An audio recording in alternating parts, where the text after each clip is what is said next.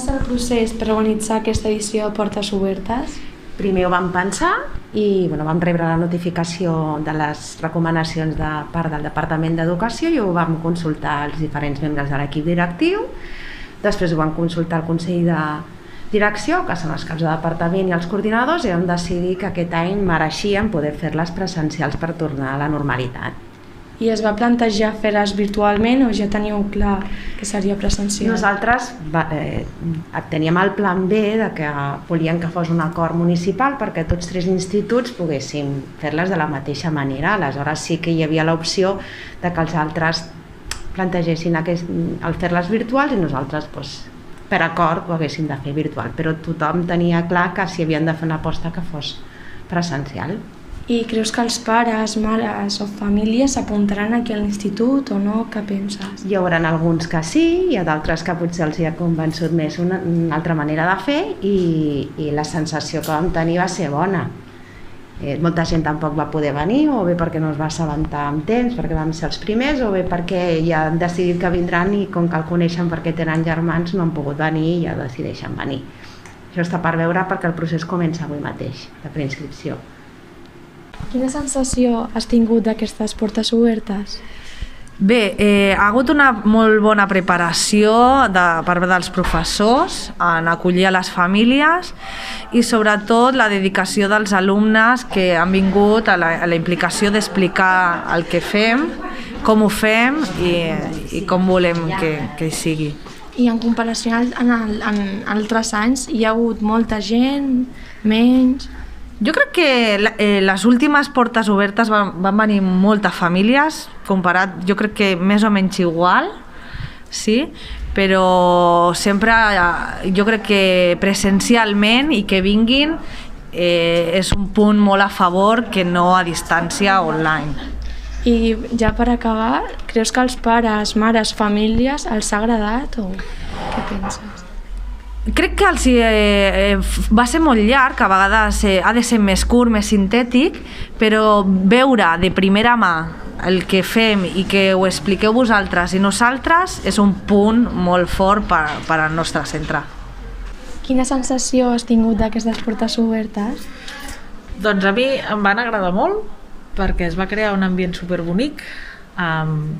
Van ser llargues, però penso que l'estona que va anar passant bé, vam ensenyar moltes coses del nostre institut i de vegades coses que no es poden explicar, que només es poden viure, que és l'ambient que hi havia, les ganes que hi havia per part d'alumnes de tots vosaltres i part dels profes. I en comparació a altres anys hi havia molta gent o...? Jo és que només he vist les Portes Obertes d'abans de la pandèmia i recordo bastanta gent, però no sabria dir si més o menys que altres vegades. I creus que els pares, mares o famílies els ha agradat o no? Què penses?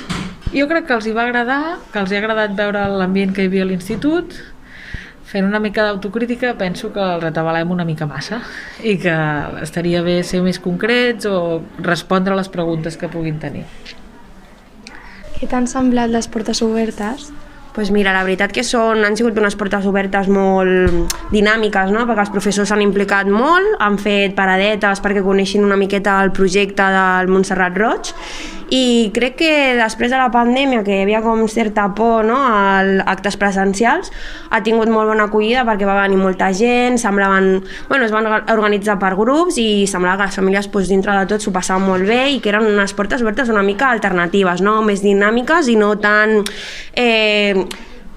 com de la vella escola, no? Molt de seure, explicar tots allà asseguts i no si eren amb activitats i la veritat que jo crec que els va agradar molt. Com va ser el procés per organitzar aquesta sessió de les Portes Obertes? Primer han de sortir publicades les dates de jornada de les Portes Obertes a nivell municipal i n'hi ha d'haver un acord entre les diferents escoles, no només d'instituts sinó també escoles de primària, i establint un calendari. Nosaltres aquest any vam decidir ser els primers i a partir d'aquí vam estimar una mica, vam fer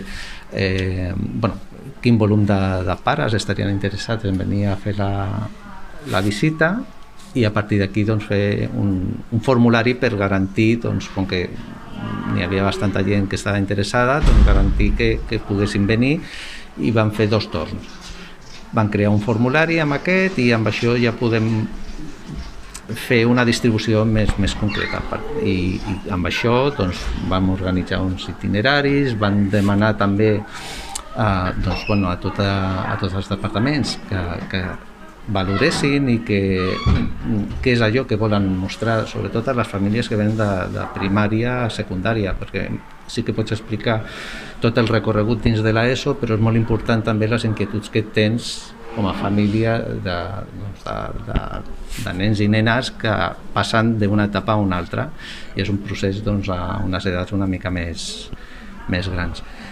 I bueno, així ho vam fer, els departaments van preparar allò que es marcava una mica diferents i que podien presentar com a marca de diferència, com acabo de dir, amb els altres centres i bueno, ho van distribuir durant tot l'institut per fer els diferents itineraris i que les famílies fessin aquest recorregut i els alumnes poder mostrar conjuntament amb els professors allò que fem aquí.